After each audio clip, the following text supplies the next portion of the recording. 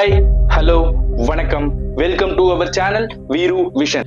இன்னைக்கு இந்த வீடியோல நாம பார்க்க போற கதை என்னன்னு பாத்தீங்கன்னா, சென்னையில ஒரு மாடர்ன் கேர்ள் இருக்காங்க. அந்த மாடர்ன் கேர்ளுக்கு ஒரு ஆத்மாவால நடந்த நல்லதும் அதுக்கப்புறம் நடந்த அமானுஷ நிகழ்வை தான் இன்னைக்கு இந்த வீடியோல நாம பார்க்க போறோம். சோ அதுக்கு முன்னாடி நீங்க பண்ண வேண்டிய விஷயம், இங்க தெரியுற ஜிமெயில் அண்ட் வாட்ஸ்அப் நம்பருக்கு உங்களுக்கு தெரிஞ்ச கேள்விப்பட்ட உண்மை நிறைந்த அமானுஷ கதைகளை நீங்க எனக்கு ஷேர் பண்ணீங்கன்னா நான் நம்ம சப்ஸ்கிரைபருக்கு இந்த வீடியோ மூலமா கொண்டு வந்து சேர்ப்பேன். சோ மறக்காம வீரு விஷன் சேனலை சப்ஸ்கிரைப் பண்ணுங்க, வீடியோக்கு லைக் பண்ணுங்க, ஷேர் பண்ணுங்க, கமெண்ட் பண்ணுங்க, ஃபாலோ பண்ணுங்க. வாங்க இன்னைக்கு வீடியோக்குள்ள போலாம்.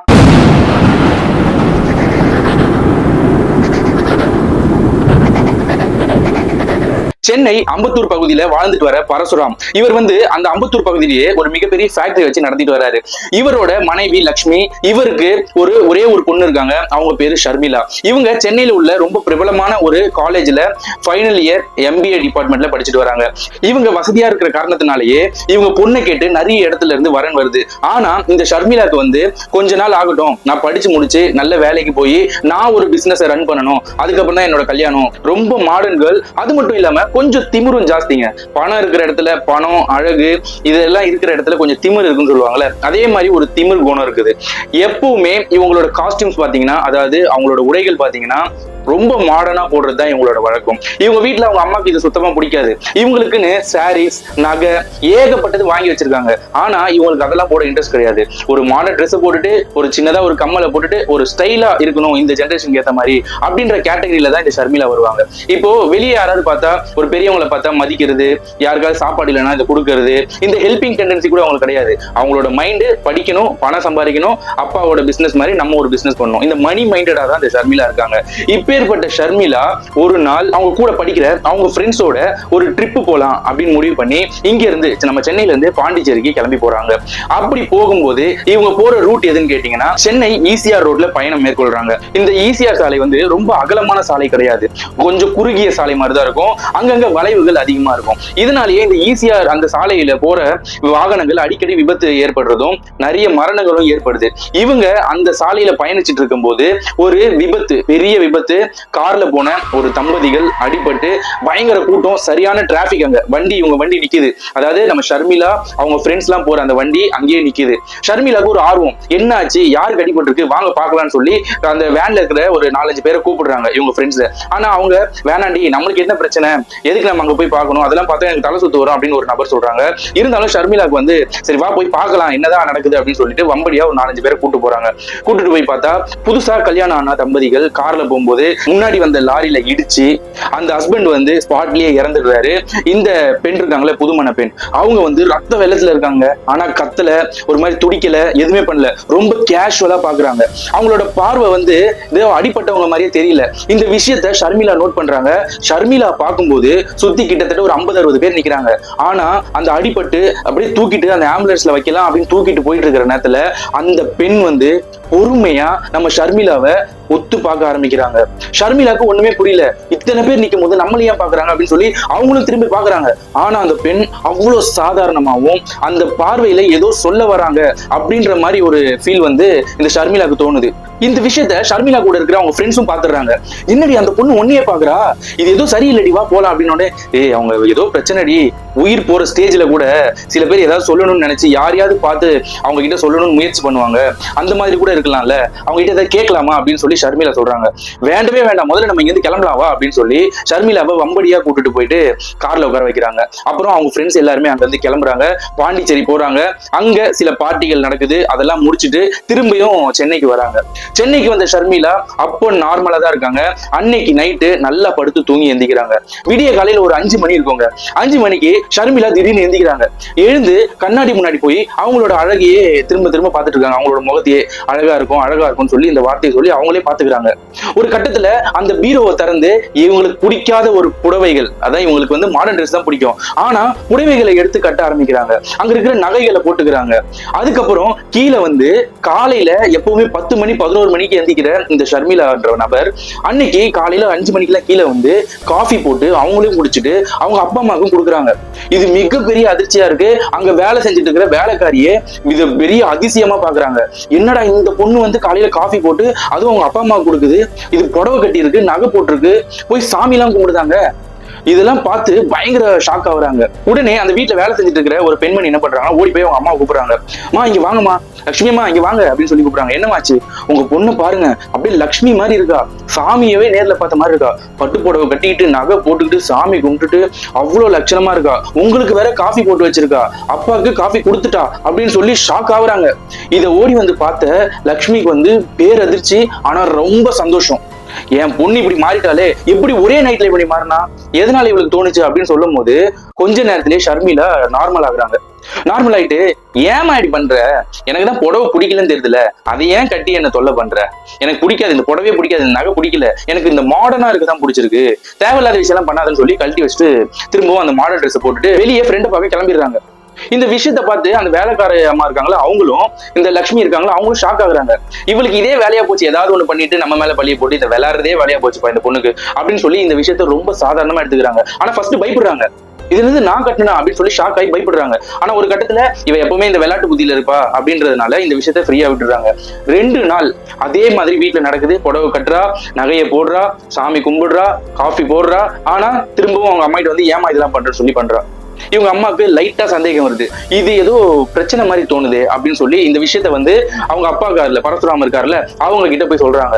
ஏன்டி அவளை வேற வீடு, ஒரே பொண்ணு, அவளுக்கு எப்படி இஷ்டமோ அப்படி இருந்துட்டு போட்டோம், அவளை ஏன் டார்ச்சர் பண்ணி புடவை கட்டி வைக்கிற அப்படின்ற வார்த்தையை லட்சுமி கிட்ட பரசுராம் சொன்ன உடனே இவங்களுக்கே கோவம் வந்துருது. ஏங்க, நான் ஏன் அவளுக்கு வம்படியா சாரி என்ன கட்டி விட போறேன், அவளுக்கு பிடிக்காதுன்னு தெரியுமே, இருந்தாலும் என்னைக்காவது மனசு மாதிரி கட்டுவான்ட்டு தான் அந்த சாரி நகையெல்லாம் வாங்கி வச்சிருக்கோம், நான் ஏன் அவ போயிட்டு ப்ரெஷர் பண்ணி இது கட்டி ஆகணும் அப்படின்னு சொல்லி நான் என்னைக்காவது டென்ஷன் பத்திருக்கேனா அப்படின்னு சொன்ன உடனே பரசுராம் சரி அவ ஃப்ரீயா விடு, அவளுக்கு பிடிக்காததை பண்ணாது அப்படின்னு சொல்லி திரும்பவும் அந்த வார்த்தை தான் சொல்லிட்டு போறாரு. அதுக்கப்புறம் ஒரு 2 நாள் எந்தவித பிரச்சனையும் கிடையாது. அதாவது இவங்க புடவை கட்டல, எதுவுமே கட்டல, நார்மலா எப்பவும் போல அவங்களோட லைஃப் ஸ்டைல் போயிட்டு இருக்கு. திரும்பவும் 2 நாள் கழிச்சு அன்னைக்கு நைட்டு கிட்டத்தட்ட ஒரு 12 மணிக்கு இருக்கும். பயங்கரமான ஒரு வளையல் சத்தம் கேட்குது. புடவை கட்டிக்கிட்டு அந்த வீடு ஃபுல்லா நடக்க ஆரம்பிக்கிறாங்க இவங்க ஷர்மிளா. இந்த விஷயத்த லட்சுமி நோட் பண்றாங்க. நோட் பண்ணிட்டு கிட்ட வந்துட்டு இவளை கூப்பிடுறாங்க, ஷர்மிளாவை. ஒரு 2 நாள் புடவை கட்டாம இருந்த, அதுக்கு முன்னாடி ஒரு 2-3 நாள் புடவை கட்டினேன், இப்ப திரும்பவும் நைட்டு நடுராத்திரி புடவை கட்டிட்டு வீட்டு உள்ள நடந்துட்டு இருக்க, என்னதான் உன் பிரச்சனை, என்ன ஆச்சு உனக்கு அப்படின்னு கேட்கும்போது அந்த ஷர்மிளா இருக்காங்களா எதுவுமே பேசல. பொறுமையா நடந்து அந்த பூஜை ரூம் இருக்கு, சாமி கும்பிடுறாங்க, ஆனா அந்த பூஜை ரூம் உள்ள போக மாட்டாங்க. இதையும் அந்த லட்சுமி வந்து நோட் பண்ணிடுறாங்க. சரி நில்லு ஒரு நிமிஷம் இரு, நீ சாமி கும்பிடுற எல்லாமே ஓகே, அது என்ன நடுராத்திரி வந்து பூஜை ரூம் பக்கத்துல நின்று சாமி கும்பிடுற, என்ன ஆச்சு உனக்கு அப்படின்னு சொல்லி நம்ம ஷர்மிளாவை தோலை தட்டி கூப்பிடுறாங்க. ஷர்மிளா அந்த இடத்துல இந்த மத்த பேய்கள் மாதிரி ஒருத்தவங்களுக்கு கொல்லணும், ஒருத்தவங்களை பயமூட்டணும், அப்படியே பயங்கர டென்ஷன் ஆகணும் அப்படிலாம் பண்ணலங்க இந்த ஆத்மா. பொறுமையா திரும்பி அம்மா அப்படின்னு சொல்லி அவங்க காலை பிடிச்சிட்டு அழுகுது. என்னம்மா ஆச்சு ஷர்மிளா, என்ன அவங்க பொண்ணு அழுகுறால, இவங்களுக்கு வந்து எமோஷனல் ஆயிடுது. ஏமா ஒரே பொண்ணு, அவங்களுக்கு பயங்கர பாசம், பொண்ணு அழுதோடனே அவங்களால தாங்க முடியல. எழுந்து நிக்க வச்சு ஏமா அழுகுறேன்னு பார்க்கும்போது அப்பதான் ஷர்மிளாவோட கண்ணை பாக்குறாங்க. ஷர்மிளாவோட கண்ணு, இவங்க எப்பவுமே தன்னோட மகளோட கண்ணு மூக்கு வாயெல்லாம் பெத்தவங்களுக்கு வந்து ஜுஜிபி மேட்டர் ஆச்சு, அப்படி பார்த்தோன்னே கண்டுபிடிச்சிருவாங்கல்ல. இவங்க கண்ணை பார்க்கும்போது இது ஷர்மிளாவோட கண்ணு மாதிரியே தெரியல. இவங்களோட பார்வையும் முக தோரணையும் பயங்கர வித்தியாசமா இருக்கு. இதை பார்த்த உடனே இவங்க கொஞ்சம் ஒரு ஸ்டெப் பின்னாடி போயிடுறாங்க. யாருமா நீ, எதுக்கு இங்க இருக்க, என்னாச்சு உனக்கு அப்படின்னு சொல்லி கேக்குறாங்க. ஏன்னா லக்ஷ்மின்றவங்களுக்கு இந்த ஆவிகள் பேய்கள் மேலாம் நம்பிக்கை இருந்திருக்கு. சோ அதனால இது பேயாதான் இருக்கும், ஏதாவது ஒரு ஆத்மா தான் நம்ம பொண்ணு உடம்புல இருக்கும்னு கொஞ்சம் புரிஞ்சுக்கிட்டு அந்த லக்ஷ்மி என்ன பண்றாங்கன்னா, யாரு, என்ன வேணும், என் பொண்ணை என்ன பண்ணிட்டு இருக்க அப்படின்னு சொல்லி, என் பொண்ணு உடம்புல என்ன பண்ணிட்டு இருக்க அப்படின்னு சொல்லி கேக்குறாங்க. இந்த சமயத்துல அப்பதான் அந்த ஆத்மா சொல்ல ஆரம்பிக்குது, அம்மா என் பேரு துர்கா, எனக்கு கல்யாணம் ஆகி 1 மாசம் தான் ஆச்சு. நாங்க ஈசிஆர்ல கார்ல போயிட்டு இருக்கும் போது 2 பேரும் எதாச்சா பேசிட்டு இருக்கும் போது எங்களோட நேரமா இல்ல என்னன்னு தெரியலமா, கார் பிரேக் பிடிக்கல, கண்ட்ரோல்ல இழந்து போய் பின்னாடி லாரி மேல மோதி என் புருஷன் என் கண்ணு முன்னாடி துடிக்க இறந்துட்டாரு. அதுக்கப்புறம் நான் உயிர் போற நேரத்துல கடைசியா பார்த்த முகம் உங்க பொண்ணு ஷர்மிளாவோட முகத்து தான். அவ முகத்தை பார்த்த உடனே கூடவே போய் இவன் உடம்புலயே இருந்து மிஞ்சி இருக்கிற வாழ்க்கைய என் ஆத்மா சாந்தி அடைகிற வரைக்கும் வாழ்நாள் தான் இங்க வந்திருக்கேன். என்ன தயவு செய்து எதுவும் பண்ணிடாதீங்கம்மா, நான் உங்களை எதுவுமே பயமூட்டணும், உங்களை வந்து கஷ்டப்படுத்தணும், உங்க பொண்ணு உடம்பு ஆக்குற வச்சு அவளை கொல்லணும், இப்படி எல்லாம் எந்த நோக்கத்திலையும் வரலமா, எனக்கு வாழணும், கல்யாணம் ஆகி நான் கொஞ்ச நாள் தாமா, 1 மாசம் தாமா நான் ரொம்ப சந்தோஷமா இருந்தேன், அதுக்குள்ள என்னோட வாழ்க்கை போயிடுச்சு அப்படின்னு சொல்லி பயங்கரமா அழுதுட்டு டக்குன்னு ஷர்மிளா வந்து மயக்க போட்டு விழுந்துடுறாங்க. ஷர்மிளா கொஞ்ச நேரத்திலே தெளிவாகி திரும்பியும் எனக்கு புடவை கட்டி விட்டு ஏன் இப்படி டார்ச்சர் பண்றீங்க அப்படின்னு சொல்லி கத்துறா. இந்த சத்தம் கேட்டு அங்கிருந்து பரசுராம் எழுந்து வந்துடுறாரு. ஏன்டி பொண்ணு போட்டு டார்ச்சர் பண்ணிட்டே இருக்கு அப்படின்னு சொன்ன உடனே அவங்க என்ன பண்றாங்கன்னா, ஷர்மிளா புடவையெல்லாம் அவுத்து தூக்கி போட்டுட்டு அவங்க ரூமுக்கு போயிடுறாங்க. இந்த விஷயத்தை பார்த்து பரசுராம் லட்சுமி மேல பயங்கரமா கோவப்பட்டு ஏன்டி இப்படி பொண்ணு டார்ச்சர் பண்றேன்னு கேட்கும் போது அப்பதான் லட்சுமி சொல்றாங்க, இந்த மாதிரி துர்கான்னு ஒரு பொண்ணோட ஆத்மா நம்ம பொண்ணு உடம்புல இருக்கு, இந்த மாதிரி ஈசிஆர்ல போகும்போது ஆக்சிடென்ட் ஆகி செத்துருக்கா, அந்த நேரத்துல நம்ம பொண்ணு போய் பார்த்திருக்கா, இவளை பின்தொடர்ந்து வந்து இவ கூடயே வாழணும்னு வந்திருக்கு. இதனாலதான் இவ கண்டினியூஸா இந்த புடவை கட்டி எல்லாருக்கும் ரொம்ப மரியாதை கொடுத்து ரொம்ப பணிவா நடந்திருக்கா. இந்த துர்காவோட ஆத்மா ரொம்ப பணிவோடவும் நல்ல பண்போடவும் வளர்த்திருக்காங்க போல. அந்த மாதிரி ஒரு பெண்ணோட ஆத்மா தான் இருக்கு. இதை நம்ம என்னங்க பண்ணலாம், எனக்கு அந்த ஆத்மா சொல்லும் போது எனக்கு பரிதாபமா இருக்கு அப்படின்னு சொல்லி லக்ஷ்மி இப்படி சொன்ன உடனே பரசுராம் பயங்கரமா கோபம் வந்துருது. ஏண்டி, என் பொண்ணு உடம்புல ஒரு ஆத்மா குடியிருக்கு, அது உன்கிட்ட இவ்வளவு தூரம் பேசியிருக்குன்னா நீ அந்த ஆத்மா மேல பரிதாபப்படுவியா? என்னடி உன் நியாயம்? என் பொண்ணு உயிருக்கு ஏதாவது ஆயிடுச்சுன்னா என்ன பண்றது அப்படின்னு சொல்லி அடுத்த நாள் காலையில ஒரு 6 மணிக்கெல்லாம் டி நகர்ல இருக்கிற முப்பாத்தம்மன் கோயில்னு ஒண்ணு இருக்குங்க, இங்க வந்து பேய்கள் ஓட்டுவாங்களாம். சோ அந்த முப்பாத்தம்மன் கோயிலுக்கு போயிட்டு இந்த நம்ம இருக்காங்கல்ல ஷர்மிளா, அவங்க கோயிலுக்கே வரமாட்டாங்க. ஏன்னா இப்ப நார்மலா தானே இருக்காங்க, அவங்க உடம்புல அந்த துர்கான்ற ஆன்மா இல்ல. சோ கோயிலுக்கு போயிட்டு ஷர்மிளாவை உள்ள வாடின்னு கூப்பிடுறாங்க. எனக்கு அதெல்லாம் இன்ட்ரெஸ்ட் இல்ல அப்படின்னு சொல்லி அவங்க அப்பா அம்மா கிட்ட சொல்றாங்க. அதுக்கப்புறமா அவங்க அப்பா அம்மா கம்பல் பண்ணி உள்ள கூப்பிட்டு போயிட்டு உள்ள ஒரு மாந்திரிகம் அந்த தெரிஞ்சவங்க ஒரு அம்மா இருக்காங்க. அவங்க அம்மா கையில ஒரு சின்ன ஸ்டிக் மாதிரி வச்சுட்டு இந்த பொண்ணு வந்த உடனே வாமா வா, இங்கதான் இருக்கியா அப்படின்னு சொல்லி இவங்க எதுவுமே சொல்லல, அந்த வார்த்தையை கேட்டிருக்காங்க. இதை கேட்ட உடனே பரசுராமும் லட்சுமியும் கண்டுபிடிச்சிட்டாங்க. அப்ப இந்த ஆத்மா இங்கதான் இவங்க கூடயேதான் வந்திருக்கு, கோயில் உள்ள வருதுன்னா இந்த ஆத்மாக்கு எவ்வளவு தைரியம் அப்படின்னு சொல்லி இந்த அம்மா கிட்ட போயிட்டு எல்லா விஷயத்தையும் சொல்றாங்க. இந்த மாதிரி நடந்ததுமா, இந்த மாதிரி என் பொண்ணு உடம்புல ஒரு ஆத்மா இருக்கு அப்படின்னு சொல்லி பரசுராம் தான் பயங்கரமா பதட்டப்படுறாரு. ஆனா லட்சுமி சொல்ற விஷயம் அது நல்ல ஆத்மாவாதமா எனக்கே தெரியுது. இந்த ஷர்மிளாவை விட்டு அவ உடம்பை விட்டு பிரிக்கிறதுக்கான முயற்சியை இந்த அம்மா கிட்ட எடுக்க சொல்றாங்க. அப்போ அந்த அம்மா சில கணிப்புகளை கடிச்சு அந்த முப்பாத்தம்மனை நினைச்சு அப்போ ஒரு அருள் வாக்கு மாதிரி சொல்றாங்க. பொண்ணு உடம்பு ஆக்கிரமிப்பு பண்ணி எந்தவித கஷ்டமும் எந்தவித உடம்பு வலியும் அவளை ஊன்னு மத்த ஆத்மாக்கள் பண்ண மாதிரி இந்த ஆத்மா பண்ணல. உன் பொண்ணை ஒரு நல்ல வழி நடத்தணும், இவளோட கேரக்டர் இப்படி இருக்கு, இவளை இப்படி சேஞ்ச் பண்ணி ஒரு நல்ல வழி பண்ணணும்ன்ற ஒரு நல்ல நோக்கத்துல இந்த ஆத்மா இவ உடம்புல பூந்து ஒரு கட்டத்துல சாரி கட்டி அவளோட அழகை, ஏன்னா அவ கல்யாணம் ஆகி 1 மாசத்துல இறந்திருக்கா, அவ நகையை போட்டு புடவை கட்டி அவ்வளவு சந்தோஷமா அவ கண்ணாடியில பார்த்து சந்தோஷப்பட்டிருக்கா இந்த துர்கான்ற இறந்து போன அந்த ஆத்மா. சோ இந்த விஷயத்தெல்லாம் இந்த பொண்ணுக்கு கிடைச்சும் அதெல்லாம் பண்ணாம இருக்காளே அப்படின்னு சொல்லி அந்த புடவைகளையும் நகைகளையும் அவளையும் கட்ட வச்சு இந்த ஆத்மா நிலையில இருக்கிற அந்த துர்காவும் அந்த கண்ணாடியை பார்த்து தன்னோட அழகை பார்த்து ரசிச்சு அழுதும் அவளோட ஆசைகளை இந்த மாதிரி ஒரு வழியில போக்கிக்கிறார். சோ இப்படி ஒரு ஆத்மா வந்து உங்க வீட்டுக்கு தொல்லை கொடுக்காது, ஆனா இருந்தாலும் நீங்க அச்சப்படுவீங்க. பேய் பிசாசு ஆத்மானாலே எல்லாருக்கும் பயம் இருக்கும். அதே மாதிரி இறந்தவ இப்படி வந்து ஒரு வீட்டுல வந்து ஒரு பொண்ணை வந்து பிடிச்சி அவளோட ஆசைகளை நிறைவேற்றிருக்கணும் அப்படின்னு சொல்றதும் தப்புதான் அப்படின்னு சொல்லி நம்ம துர்கா நீ இங்க இருந்து போயிடுறல அப்படின்னு சொல்லி ஷர்மிளா தலையில வச்சு அந்த ஸ்டிக்கை வச்சு பேச ஆரம்பிக்கிறாங்க. அப்பதான் ஷர்மிளா உடம்புல இருக்கிற அந்த துர்கா பேச ஆரம்பிக்கிறாங்க. நான் போயிடுறேமா, என்னை மன்னிச்சிருங்க, இந்த மாதிரி நான் ஒரு உடம்பு ஆக்கிரமிப்பு பண்ணி ஒரு குடும்பத்தை நான் கஷ்டப்படுத்திட்டேன்னு நான் நினைக்கிறேன் அப்படின்னு சொல்லி பக்கத்துல லட்சுமி இருக்காங்க, அவங்கள கட்டி பிடிச்சிட்டு அம்மா நான் போயிட்டு வரமா, என்ன மன்னிச்சிருக்குமான்னு சொல்லி அழுறா. இந்த விஷயத்த லட்சுமியால ஏத்துக்க முடியல. தான் பொண்ணை பாக்குறதா இல்ல உடம்புல அவ்வளவு நல்ல ஒரு ஆத்மா துர்கா அந்த பொண்ணை பாக்குறதா, இவளை அனுப்பலாமா வேணாமா, இப்படி ஒரு மைண்ட் அவங்களுக்கு ஓடுது.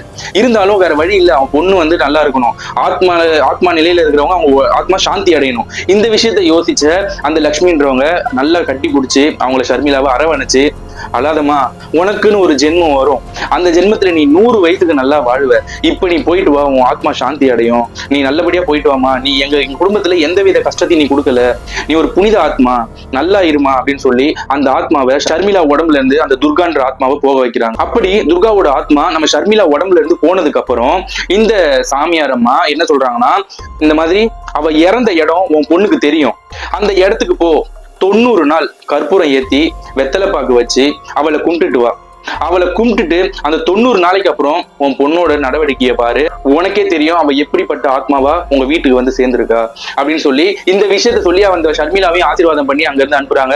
ஷர்மிளாக்கு இந்த விஷயத்த நம்பவே முடியல. அந்த கோயில்ல இந்த மாதிரி நடந்து அந்த சாமியாரே எல்லா விஷயத்தையும் சொல்லி இவங்க அப்பா அம்மாவும் சொன்னதுக்கு அப்புறம் தான் பயப்படவே ஆரம்பிக்கிறாங்க. இப்படிலாம் ஒரு சம்பவம் நடக்குமா, அப்ப பேய் பிசாசு ஆத்மா எல்லாமே இருக்கா, நான் எல்லா பேயும் மனுஷங்களை கொல்லும், மனுஷங்களை வந்து ஆட்டி படைக்கும், அது தேவையானதெல்லாம் பூர்த்தி பண்ணிட்டு போயிடும் இப்படிதான் நினைச்சேன், ஆனா இப்படி எல்லாம் ஒரு புனிதமான ஒரு ஆத்மா இருக்கா அப்படின்னு சொல்லி அந்த துர்காவை நினைச்சு ரொம்ப ஃபீல் பண்றாங்க. அதே மாதிரி அன்னைக்கு இவங்க ஈசிஆர்ல போனாங்களா, அந்த ஆக்சிடென்ட் ஸ்பாட் வந்து இவங்களுக்கு தெரியும். அதனால அந்த இடத்துக்கு போயிட்டு அந்த சாமியார் அம்மா சொன்ன மாதிரி கிட்டத்தட்ட 90 நாள் அந்த இடத்துல கற்பூரம் ஏத்தி வெத்தலை பாக்கு வச்சு அவளை ஒரு கடவுளாவே நினைச்சு நம்ம எங்க குடும்பத்துக்கும் இந்த பெண்ணுக்கும் நல்லது நடக்கணும்னு சொல்லி வேண்டிக்கிட்டு வராங்க. அப்படி 90 நாள் கழிச்சு அந்த சாமியாரை பார்க்க போன இந்த லட்சுமியும் பரசுராமனும் ஒரு ஆச்சரியமான ஒரு விஷயத்த சொல்றாங்க. அம்மா நீங்க சொன்ன மாதிரி எல்லாமே நடந்துச்சு, அந்த ஆத்மா போயிடுச்சு, ஆயிடுச்சு, என் பொண்ணு நார்மல் ஆயிட்டா, நீங்க சொன்ன மாதிரி 90 நாள் நாங்க அவளுக்கு கற்பூரம் ஏத்தி கும்பிட்டு வந்தோம். ஆனா இன்னொரு அதிசயமே நடந்திருக்குமா. எப்பவுமே புடவை கட்டாத, எப்பவுமே புடவைனாலே பிடிக்காத என் பொண்ணு இப்ப புடவை கட்டி நகை போட்டு அவ்வளவு லட்சணமா சாமி கும்பிடுறா. எந்தவித அந்த கோபம், அந்த ஆணவம், மத்தவங்களை பார்த்தா எரிஞ்சு பேசுறது, இப்படி எல்லாம் எந்த விதமான நடவடிக்கையும் இல்ல. இது எப்படிமா நடந்தது அப்படின்னு சொல்லி அந்த சாமியார் கிட்ட கேட்கும்போது அவங்க ஒரு விஷயத்த சொல்றாங்க.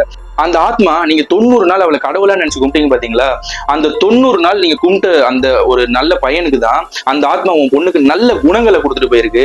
ஒரு பொண்ணு நல்லா வாழணும், நல்ல மதிப்பு மரியாதையோட வாழணும்னா அந்த பெண்ணுக்கு வந்து நல்ல குணம் இருக்கணும்.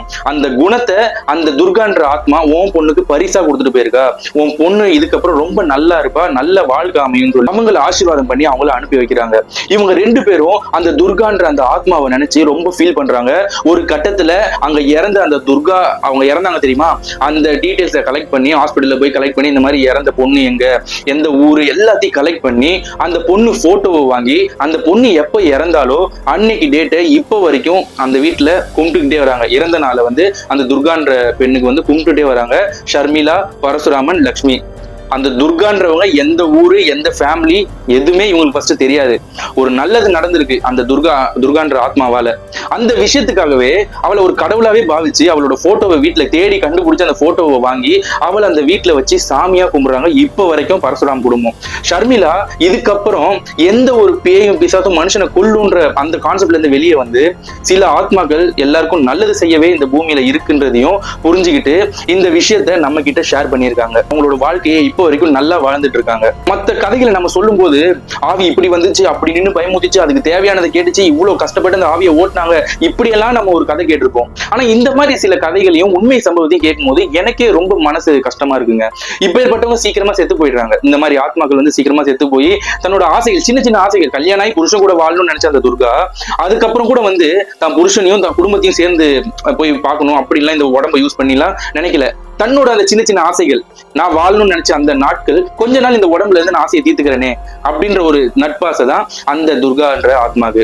இப்படி பொண்ணுங்களுக்கு நல்ல குணம் இருந்தா கடவுளால கூட இந்த ஆத்மாக்களை தண்டிக்க முடியாது அப்படின்ற ஒரு விஷயத்த இந்த கதை மூலமா நான் தெரிஞ்சுக்கிட்டேன். நீங்க இந்த கதையை பத்தி என்ன நினைக்கிறீங்கன்றத கீழே கமெண்ட்ல சொல்லுங்க. சோ இந்த மாதிரி உண்மை நிறைந்த அமர்ச்சி கதைகளை நீங்க கேட்கணும் பார்க்கணும்னு ஆசைப்பட்டீங்கன்னா வீரு விஷன் சேனலை சப்ஸ்கிரைப் பண்ணுங்க, வீடியோக்கு லைக் பண்ணுங்க, ஷேர் பண்ணுங்க, கமெண்ட் பண்ணுங்க, ஃபாலோ பண்ணுங்க. நாளைக்கு இன்னொரு வீடியோல பார்க்கலாம். தேங்க்யூ, பாய்.